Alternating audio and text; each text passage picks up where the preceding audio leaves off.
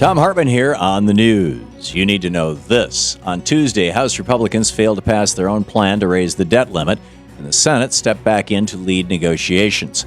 Senate leaders agreed on a final proposal which funds the government through January 15th, raises the debt ceiling through early February, establishes a budget committee, and requires income verification for Americans who qualify for subsidies under Obamacare. In addition, the Senate bill includes back pay for furloughed workers and a provision that requires a two-thirds majority vote to disapprove a future debt ceiling increase. That provision, now known as the McConnell Rule, will prevent the debt limit from being used as a bargaining chip in future negotiations. This morning, Speaker John Boehner finally agreed to bypass the Tea Party and allow a vote on this Senate plan in the House, something he could have done weeks ago to prevent the government shutdown in the first place and the risk of a worldwide economic collapse. Moderate Republicans and Democrats can now join forces in the lower chamber to approve the legislation and move it on to the Senate for final approval. However, the risk of default doesn't end there. Once the bill moves to the Senate, Tea Party senators like Ted Cruz or Mike Lee could filibuster it, although they have pledged not to delay the vote. Perhaps moderate Republicans will cross the aisle and join Democrats to form a filibuster-proof majority just in case. There are only hours left until our nation hits the debt limit deadline, and there is still a lot of work left to be done before time runs out. Stay tuned. In Screwed News, on Tuesday, the Supreme Court announced that they will hear a case challenging the EPA. The question at issue in the case is whether the Environmental Protection Agency can deny permits to refineries and power plants on the basis of their pollution. The justices declined a broader challenge, which questions the EPA's power to regulate air pollution at all, but this case could still impact the agency's power. If the justices rule in favor of the industry groups who brought the case, the EPA would lose its ability to consider carbon emissions when corporate polluters want to build new factories or expand old ones. While the EPA would still have authority to set limits on air pollution, they would no longer be able to head off the problem by preventing a plant from being built in the first place. It may not sound like this case could have a large impact, but it's one of many things to chip away at the environmental regulations. We should be strengthening these regulations and promoting the construction of newer, cleaner plants. The 5 conservative members of the Supreme Court may soon make that a lot more difficult.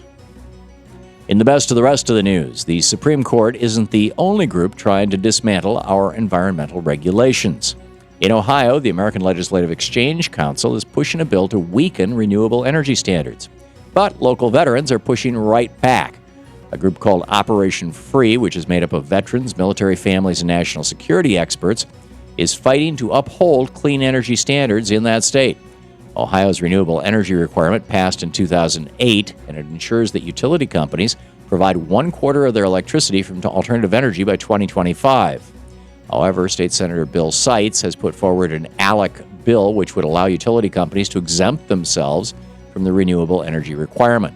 Zach Roberts, a National Guard veteran and the Ohio director of Operation Free, said that the ALEC bill, quote, will completely defeat the purpose of having a renewable energy standard, end quote.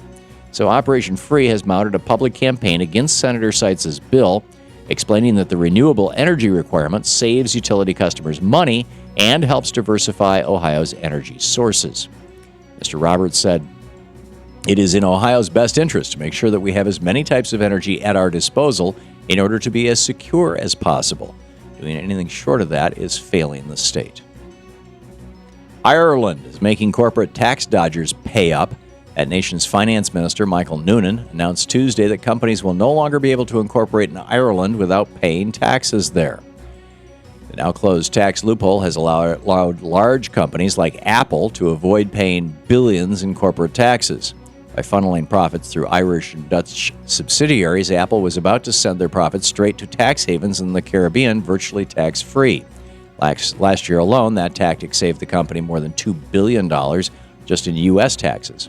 As Ireland implements their 6th round of austerity measures, they are finally putting an end to corporate tax dodgers refusing to support their nation in its time of need. The new measure will go into effect at the beginning of 2015, but it's unclear whether Ireland will also increase their corporate tax rate to bring in some much-needed revenue for the government. Perhaps our government could learn something from Ireland and start demanding that U.S. corporations pay their fair share here as well. And finally, on Wednesdays, it's common for coworkers and friends to wish you a happy Hump Day. But that phrase has become a disruption in a Connecticut middle school. Teachers at Vernon Center Middle School have started discouraging that phrase since a Geico commercial featuring a talking camel went viral. Apparently, students in the school started mimicking the commercial on Wednesdays by asking their friends to guess what day it is.